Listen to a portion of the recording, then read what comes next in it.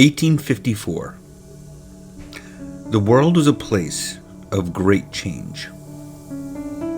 President Abraham Lincoln, an avid reader of Euclid's Elements, denounces federal legislation extending slavery. Great Britain and France would also declare war on Russia, expanding the Crimean War. The lighthouse on Alcatraz Island was built, and Smith & Wesson patented their metal bullet cartridges. And as if that didn't cause enough of a big bang, Bazinga!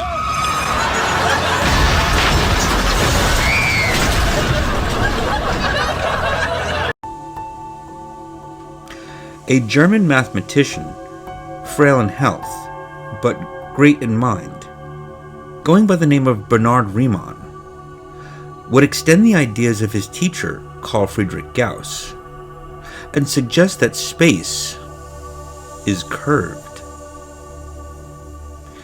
An idea a Swiss patent clerk would later pick up and incorporate with time and break physics.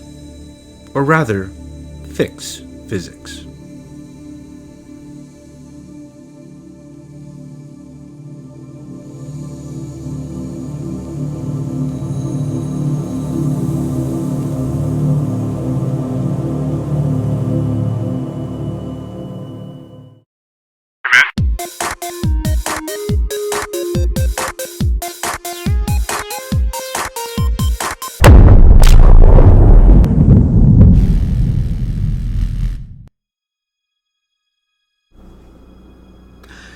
In the famous postdoctoral lecture that Riemann gave in 1854 on the hypotheses that lie at the foundation of geometry, Riemann emphasized that the truth about space is to be discovered not from the pursuit of the 2,000-year-old works of Euclid and his elements, but rather from physical experience.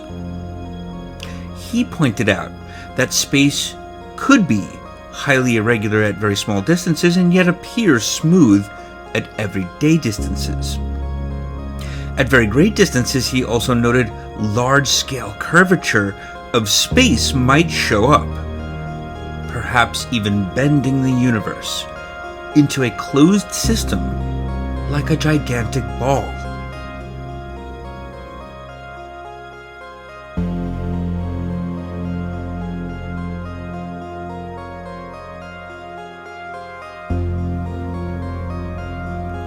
But, as a physicist by the name of Albert Einstein would remark, physicists were still far removed from such a way of thinking. Space was still, for them, a rigid, homogeneous something, susceptible of no change or conditions.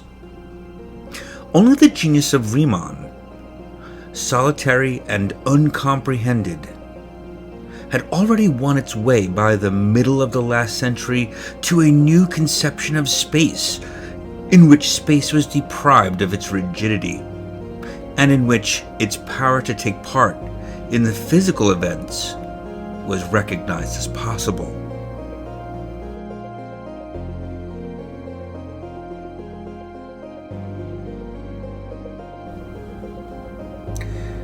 Even as the 39-year-old Riemann lay dying of tuberculosis at Salaska on Lake Maggiore in the summer of 1866, he was working on a unified description of electromagnetism and gravity.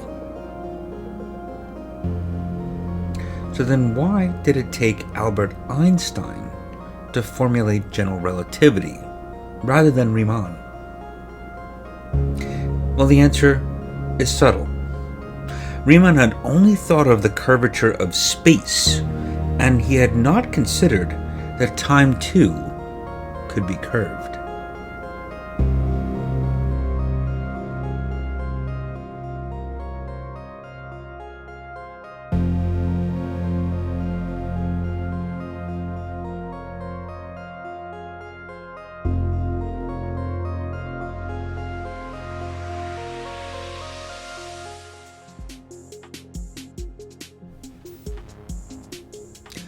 Riemann would go on to generalize the ideas of Gauss so that they could be used to describe curved spaces of 3 or more dimensions. What Gauss discovered was that the curvature in the neighborhood of a given point of a specified 2-dimensional surface geometry is given by a single number known as the Gaussian curvature, capital K. What Riemann later found was that 6 numbers are needed to describe the curvature of a 3-dimensional space at a given point, and that 20 numbers are required for a 4-dimensional geometry.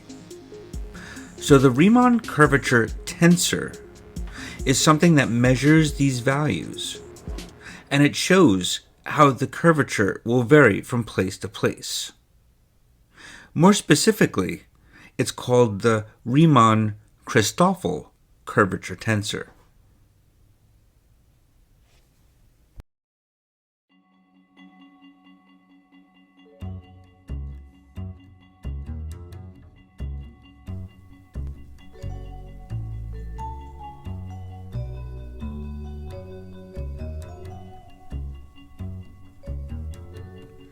In our previous videos, we discussed how the partial derivatives of our coordinate system can provide tangent basis vectors denoted by x1 and x2. These vectors live in the tangent plane, and in order to define a normal vector, we have to require that the cross product of x1 and x2 is not 0. And then therefore the velocity curve given for a curve on any surface parametrized by u and v can be given by u prime x1 plus v prime x2, a linear combination of the 2 basis vectors.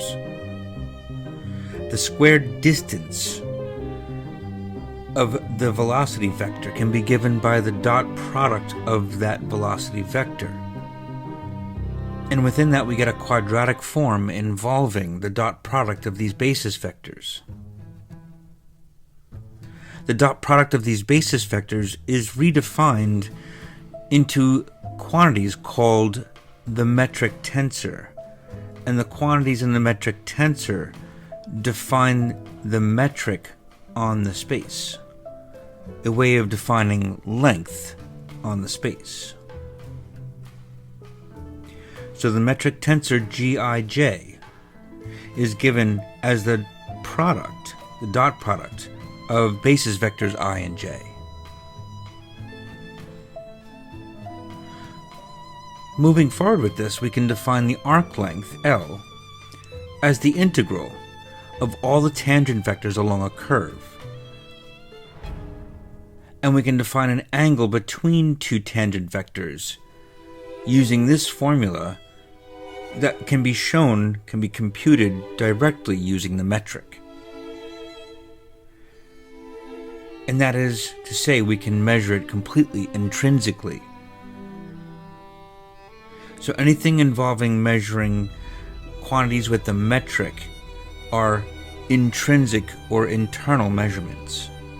And the square distance is the first fundamental form which can be measured using the metric.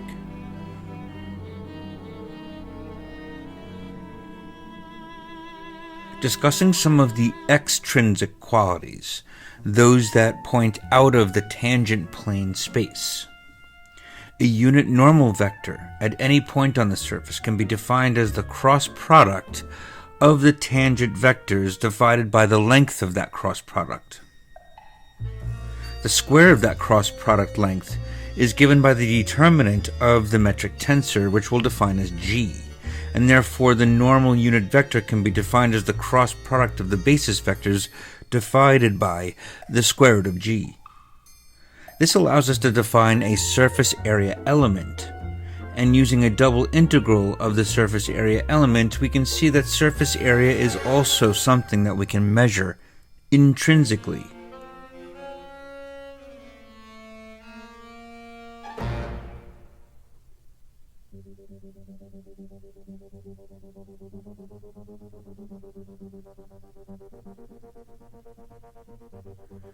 Now, once we recall that we have these basis vectors defined as x1 and x2, we can calculate their second partial derivatives.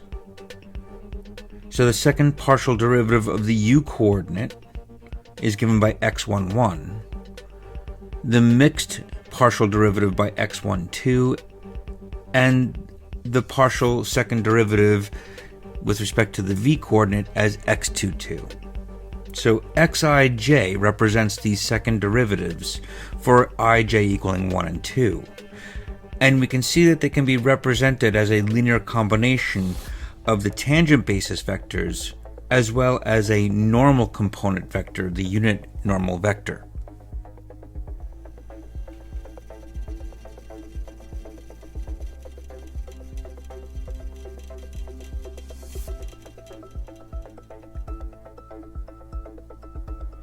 So let's consider the tangential component.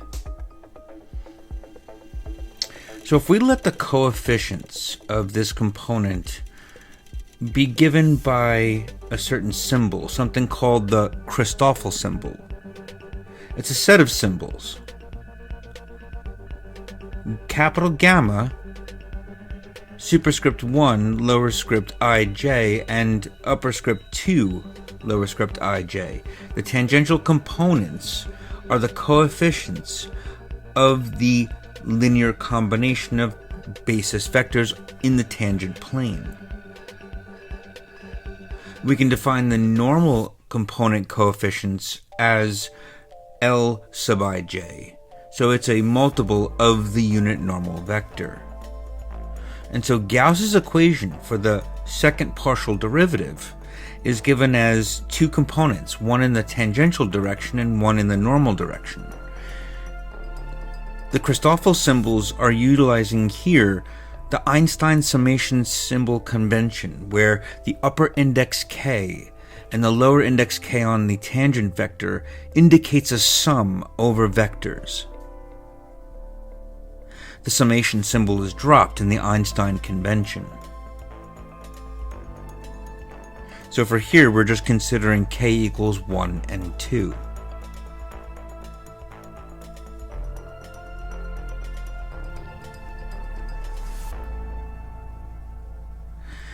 Now, a few useful tips when dealing with tensors. One very useful tensor is the Kronecker delta. One where the symbols if I equals j is equal to 1, and if I does not equal j equals to 0. And because the metric is a matrix with elements, a square matrix, it is a symmetric matrix that is also invertible. So if we represent lower indices as the matrix, the upper indices measure its inverse. And the Kronecker delta acts as the identity matrix.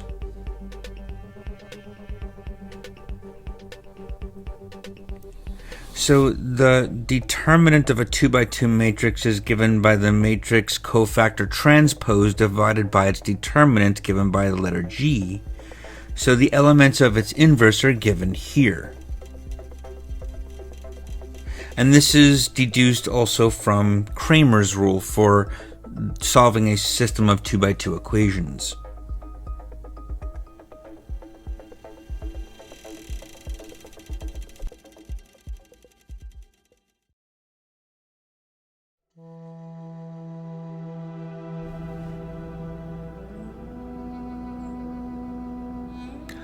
What can we deduce from the Gauss equations? If we take the Gauss equations and take the dot product with the tangent vector x sub l, we get this equation. And multiplying both sides by the inverse metric tensor, we get the Christoffel symbols, or the connection coefficients, completely in terms of the metric. Here one notices the sum over the index L and the index K. when it comes to the metric inverse and the metric tensor, multiplying together to give it the identity matrix.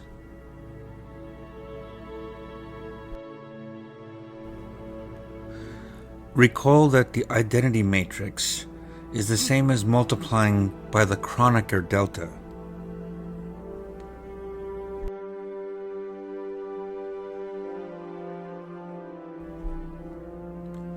Consider now, once again, the Gauss equation. In a similar fashion, we can exploit the fact that a tangent vector dotted with the normal vector always equals 0 since they are orthonormal vectors. And therefore, the product of Gauss equation with the normal unit vector gives us the coefficients Lij of the second fundamental form along the unit normal direction.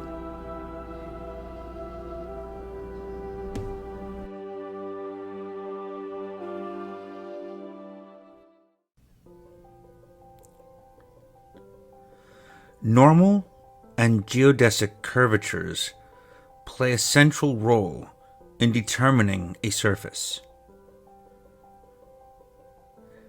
Gauss realized this and used this idea to prove his Theorema Egregium.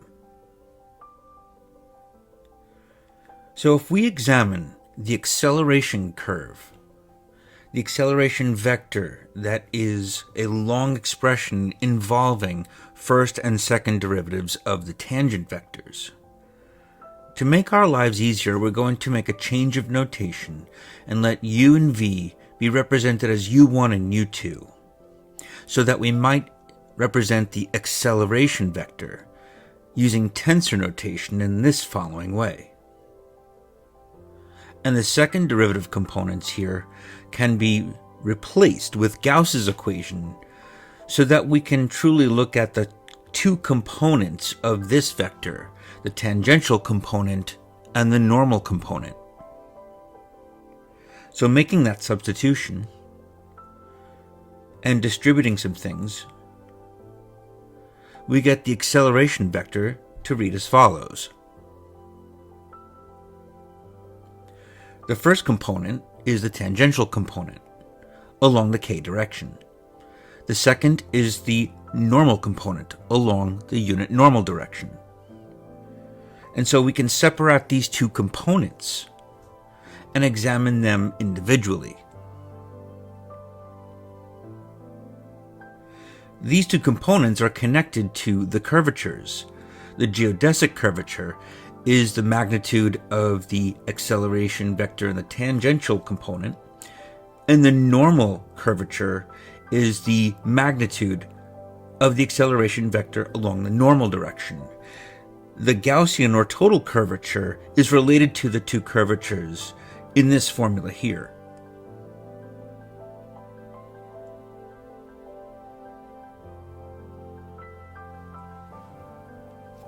External curvature of a surface. Sectional curvature or surface curvature, curvature due to the surface, and this would be the normal curvature.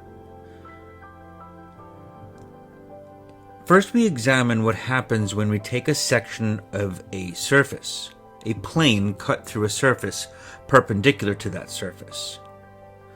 A geodesic curve is one that exhibits a geodesic curvature of 0, in other words, a path as straight as possible. Now, if we take the acceleration vector and dot it with the normal vector, we get the following result. So we can represent here the normal curvature in terms of the coefficients of the second fundamental form. Now, if we take the cross product of the normal with the tangent vector and dot that with the acceleration vector, we know that the normal component of the acceleration vector dotted with the tangent vector is going to be 0 because those components are perpendicular.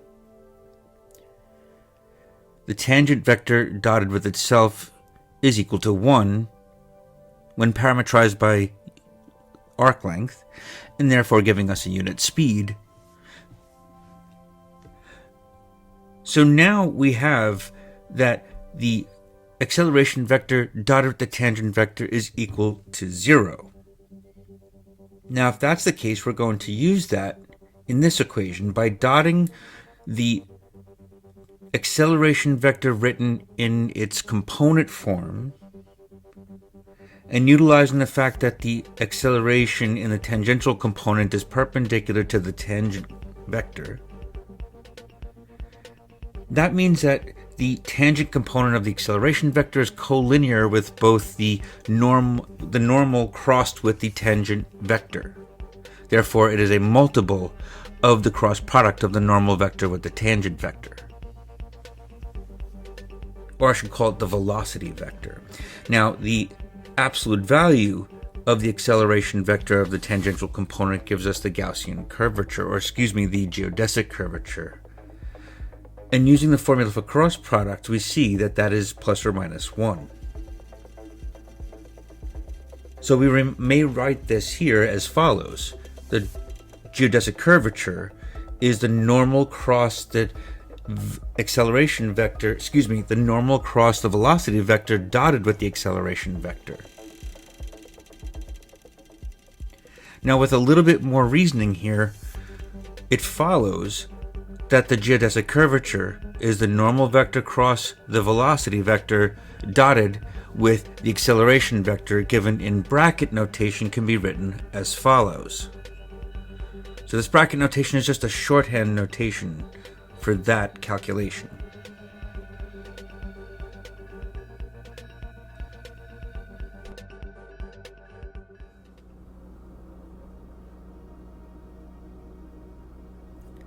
Next, we're going to compute some geodesic curves. If we consider the coefficients of the tangential component of our acceleration vector, and if we have this set equal to 0, then our geodesic curvature will be equal to 0. That is, this constitutes a second-order partial differential equation. This equation has solutions that compute geodesic curves on a surface. Therefore, it is known as the geodesic equation.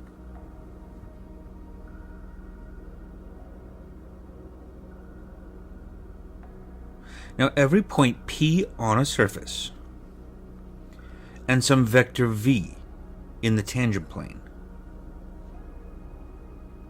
will uniquely determine a geodesic gamma, where gamma at 0 is the point P and gamma prime at 0 is the vector V.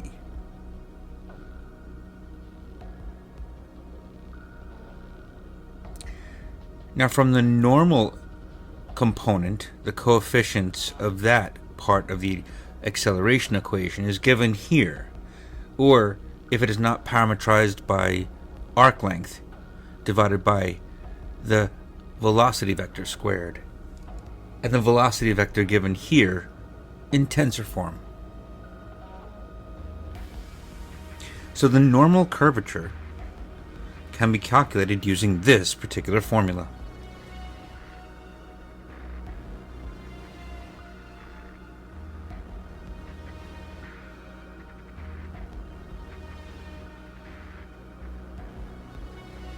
Now, one can show, in order to get conditions for extreme values, we must satisfy the following equation. Lij minus the normal curvature times the metric times the partial derivative in the jth direction equal to 0. A non-vector such as this one can be a solution to the differential equations if the determinant here is given to be equal to 0. Expanding out that determinant, that is, if this expression is equal to 0.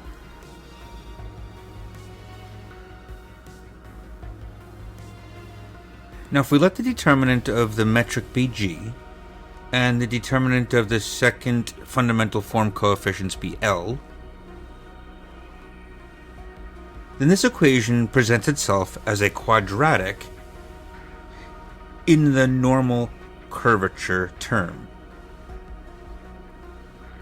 And dividing out by g, we get the expression to read as follows. This is a quadratic equation.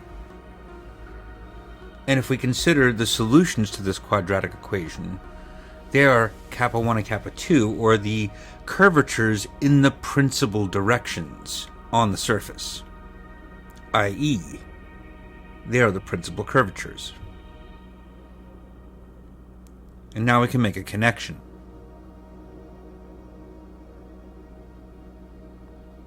So because of this, K, the Gaussian curvature, which is the product of the principal curvatures, is also equal to the determinant L over the determinant G. And it follows that these terms are all 0, giving the curvatures in the principal directions by these formulas: L11 over G11 and L22 over G22, along the principal directions x1 and x2.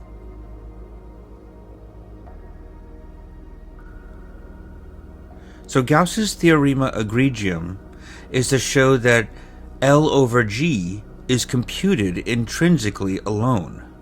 That is, we must show that L is intrinsically computed.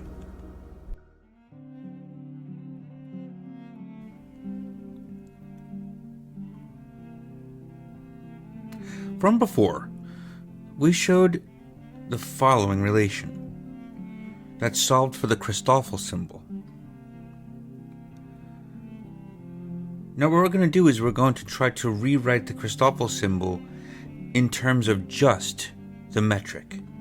So we begin by differentiating the equation for the metric tensor with respect to the coordinate uk. Applying the chain rule, we get this. And by permuting the indices j and k, which are symmetric,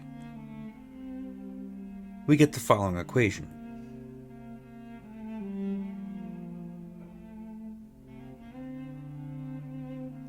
And lastly, if we permute indices I and j, we get a third equation.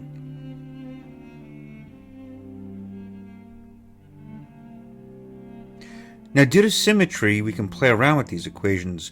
Let's label them 1, 2, and 3. And the requirement that all partial derivatives be continuous allows us to demonstrate what this symmetry can do for us. By computing the value of E1 minus E2 minus E3, we get this equation.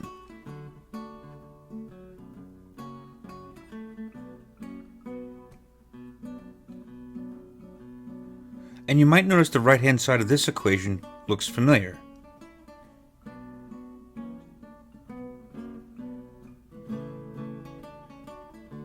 Making sure we get our indices right, we get this value. And therefore we can write the Christoffel symbols in terms of completely the metric alone. This shows that the Christoffel symbols are intrinsically computable.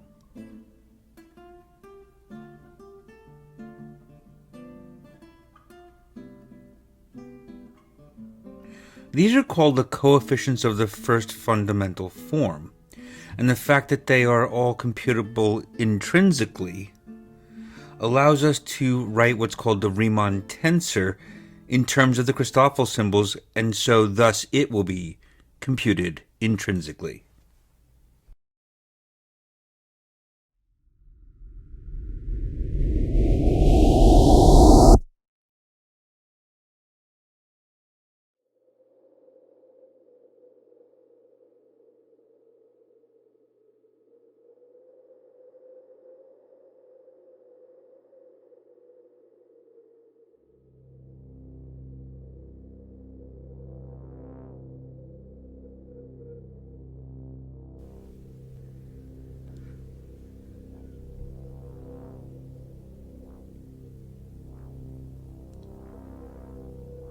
Recall the Gauss equation.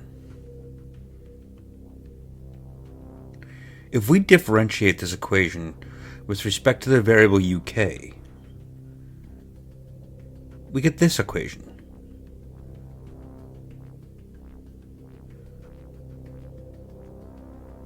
Differentiating using the product rule,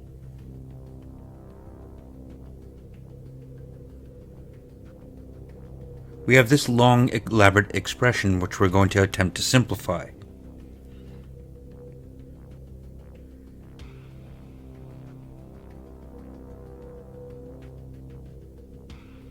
Now one can notice that many of these components can be grouped together. First, if we use the Gauss equation above, we can make a substitution here and rewrite this term in terms of its tangential and normal components.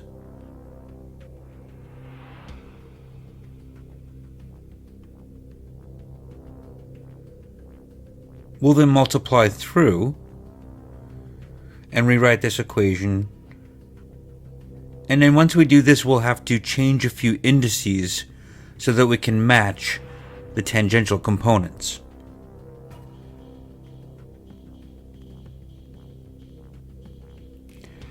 We want the tangential components to match, so we're going to swap the upper indices P and L, and this is a completely legal move. And by doing that, we get this. Both terms in the front there are in terms of x sub L.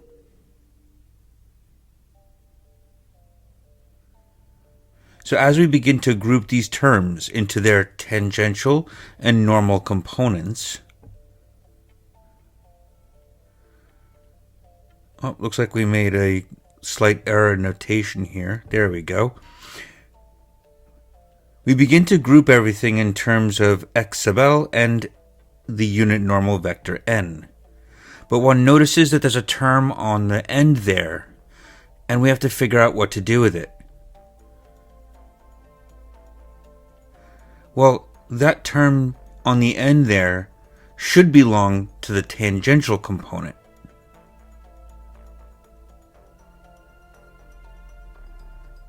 And so what we would want to do is write that normal vector n sub k and express it in terms of x sub L, since it does live in the tangent plane.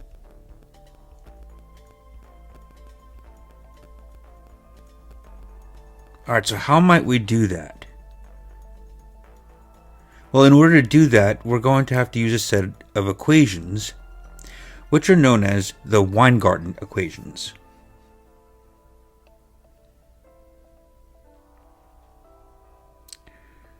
To derive these equations, we start by taking the normal vector and dotting it with a tangent vector. And since we know that that will always equal 0, we get this equation which we're going to differentiate with respect to the variable u sub k. And making some replacements with the coefficients of the second fundamental form that we derived earlier, we can now start to think about writing the vector n sub k as some matrix times the vector of the tangent vector in the direction that we're interested in. And so with a little manipulation and use of the metric tensor and its inverse, we can write what that matrix element would give us in terms of the metric tensor.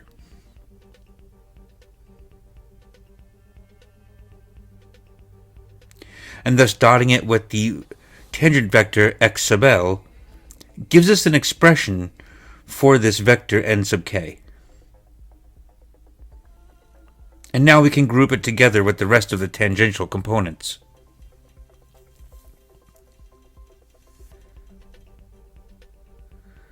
So building our equation with our tensor components, we must carefully place our terms in the tangential part and in the normal part, and also keeping our indices correct.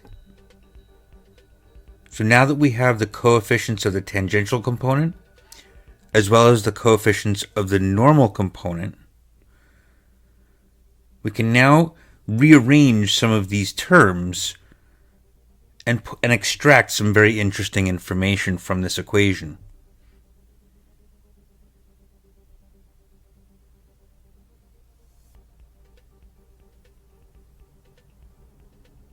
So first what we're going to do is we're going to take this equation and we're going to swap the indices j and k.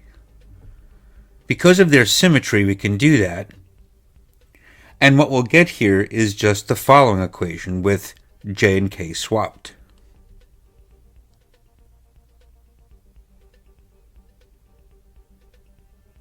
Taking a moment to write it out, carefully swapping the indices. Since swapping the indices j and k will give us no difference in the result because of the symmetry of those indices, subtracting these two equations will equal 0.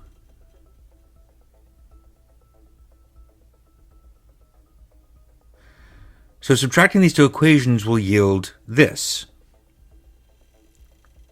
Carefully subtracting the components and grouping them together.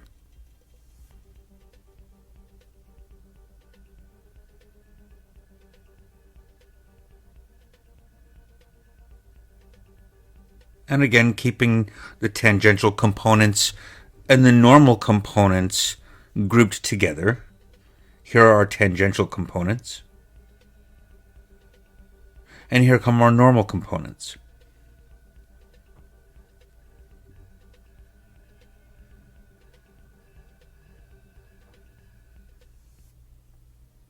And because this equation is equal to 0, we can then make the conclusion that these coefficients individually can also be said equal to 0.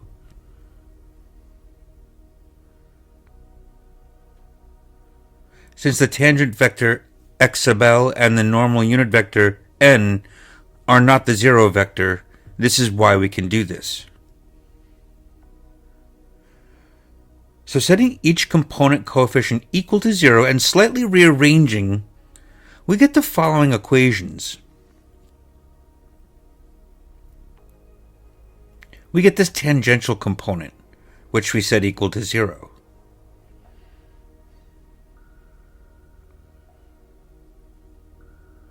And pay close attention to the expression in the square brackets.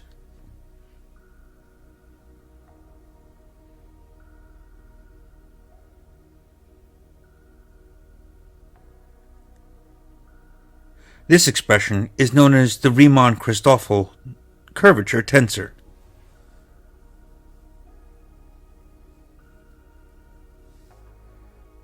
So the first term on the left there is equal to that tensor. And the coefficient of the normal component, written out here,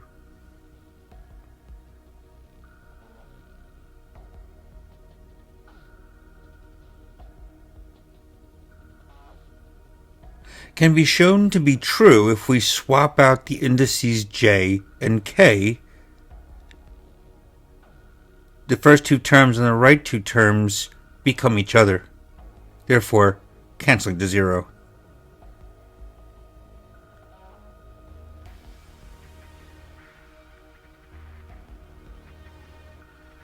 So now, since that we've deduced that this expression gives us the Riemann curvature tensor,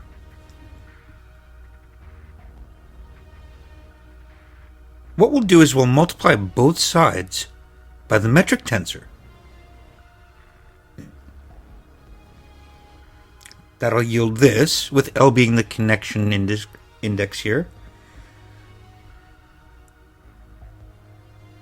Simplifying with the Kronecker delta and distributing the results of that Kronecker delta, we get this expression.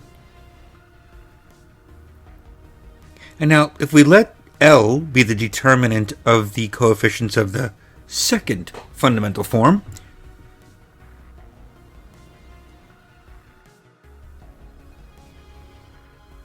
by letting I and k equal 1, m and j equal 2, our expression above will give us the determined value L. Thus, we can represent this determinant L using the Riemann curvature tensor and the metric tensor. Thus, we've proven Theorema Egregium that the Gaussian curvature K is computable by purely intrinsic means. Next time, we'll check out the Riemann curvature tensor in more detail to see how Albert Einstein picked up where he left off to describe his theory of general relativity. Well, I hope you liked this video. Thanks for watching. Please hit that like, subscribe, and notification bell for more videos, and stay tuned for part 5.